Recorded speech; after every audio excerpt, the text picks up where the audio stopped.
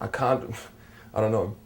Yeah, I'm a huge Rhodes fan, and I think my studio wouldn't be the same if I wouldn't have the Rhodes standing there. And I also love having the suitcase model with a speaker underneath of it.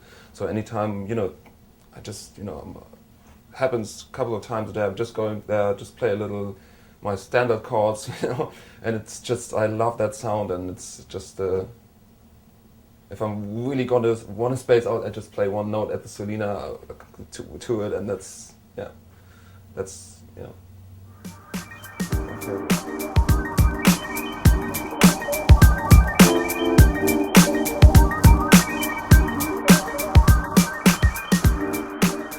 You worked with your production partner under the name Knee Deep for many years, and remind me of your production partner's name.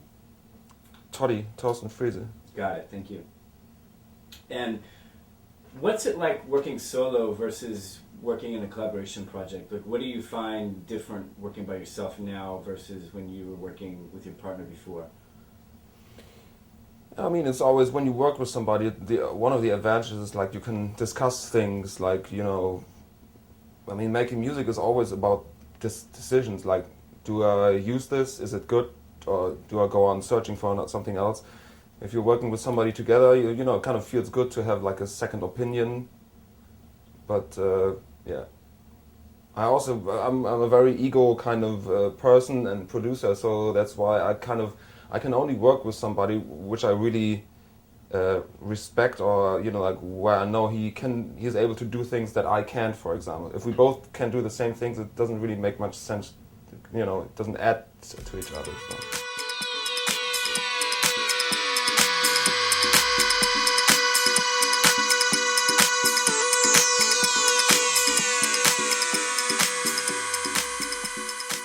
Is there anything in particular that you really look for in a vocalist?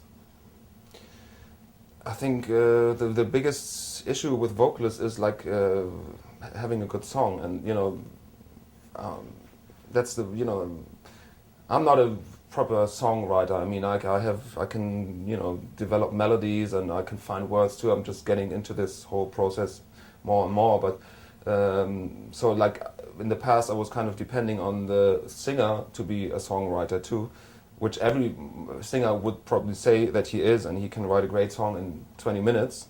But the reality is a bit different and kind of disappointing most of the times. And I don't know. So I would say like the song is the most important thing. You can have a good song with a bad singer is much better than a great singer with a bad song.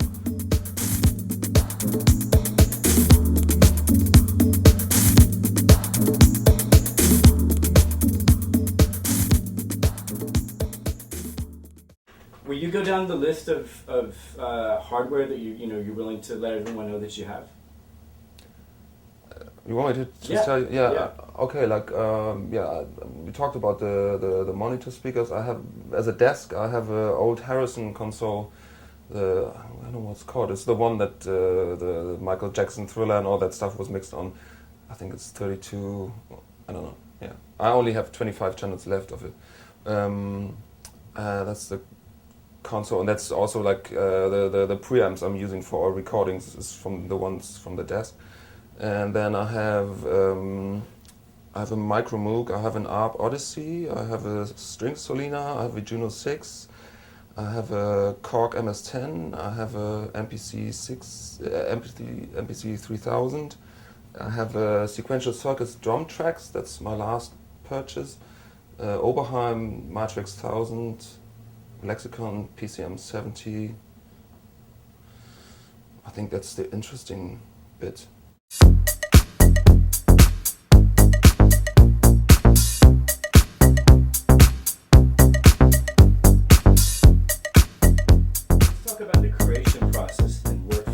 How do you typically start a track? Is there a certain way that you always start, or is it different every time? No, I would say it's either I start with some drums, which is probably most of the times I wouldn't say most of the time, as I have like a bit of outboard gear, like in terms of synths, and I have a Rhodes, Fender Rhodes suitcase, and so sometimes I'm just sitting there at the Rhodes and then coming up with some chord progression, and then I start from there, and then I record it, and then do some drums around it. So yeah.